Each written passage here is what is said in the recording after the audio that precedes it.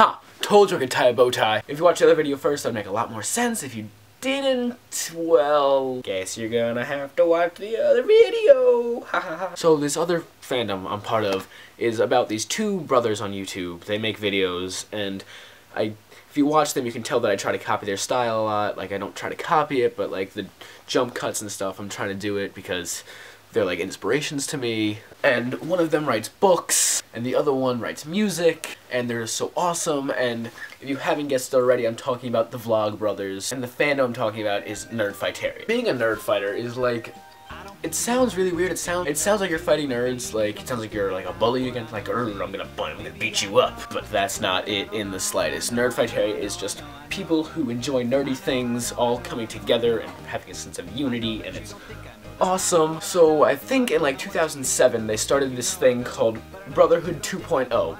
Hank and John Green, since they moved away from each other, they decided that for a whole year they're not going to have any textual communication, and they were only going to talk to each other through videos they posted on YouTube. That's how they keep updating each other's lives and how they do awesome things. And it eventually got really, really popular. But the first video I ever saw was thanks to my friend Harris, who also makes YouTube videos. I've referenced him in a video in the past. But it was about how to make a good vlog, because we were discussing this and we're like, oh, this is a cool video, and he's like, oh, this is how I get my inspiration. I'm like, oh, well, I'm gonna steal that from you. And then I'm just like, this guy is really funny. That was a video made by Hank Green.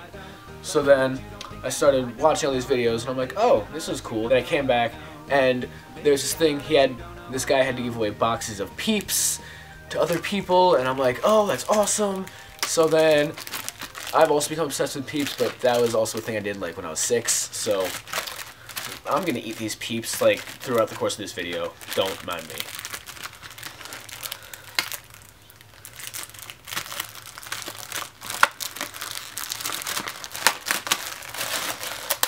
I am so strong. Oh my god. Couldn't freaking open a Peeps box. Peeps box. But these videos are really inspiring, and then a couple of years later, a couple of my friends said, oh, you should read this book, it's really, really good. And me, being the nerd that I am, who loves to read books, was just like, oh, that sounds like a really good idea. I'm gonna read this book because everyone's telling me to read it. The book was called The Fault in Our Stars. I have not cried that hard in a book since I read Marley and Me right after I finished reading the 7th Harry Potter book. Beef stuck in my throat. But yeah, I haven't cried that hard since then, and it's such a good book, and then it inspired me to read the other books. I've only read a couple others. I've only read Paper Towns and Looking for Alaska, and they're all books written by John Green. They're all about teens struggling with some exceptional things. Like Fault in Our Stars is about a person with cancer, and she's in a support group, and she meets this guy, and it's so good. And Paper Towns is about this nerdy guy who meets this girl, has an amazing night, and then stuff happens. I'm Looking for Alaska is about a guy who goes to boarding school and makes friends for the first time, and it's just, it touched my soul. Just how good those books were. I honestly don't know what to say about how amazing they are. Can't think of anything to say right now, hold on. God damn, that Peep is good. I wonder how many Peeps I can fit in my mouth at the same time.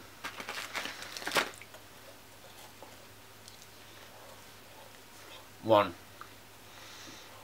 Oh. Oh, okay. Alright. It's really hard to chew. Not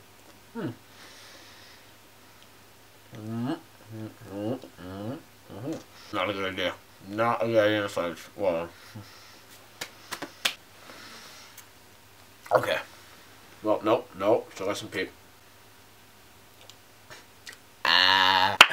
Good job. Good show, old chap. Thank you. Yeah. But in all actuality, they are amazing.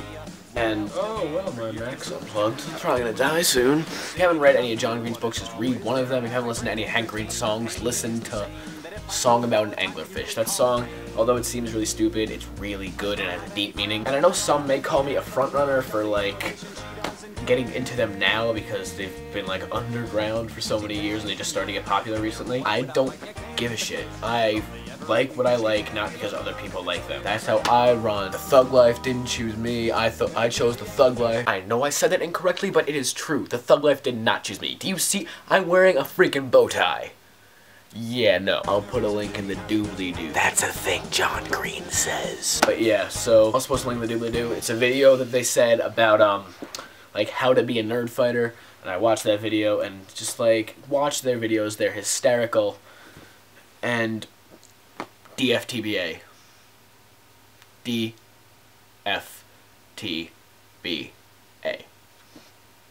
So yeah. I don't think you know what you think you know, baby, but baby, don't you think that I know what I know, maybe, baby, I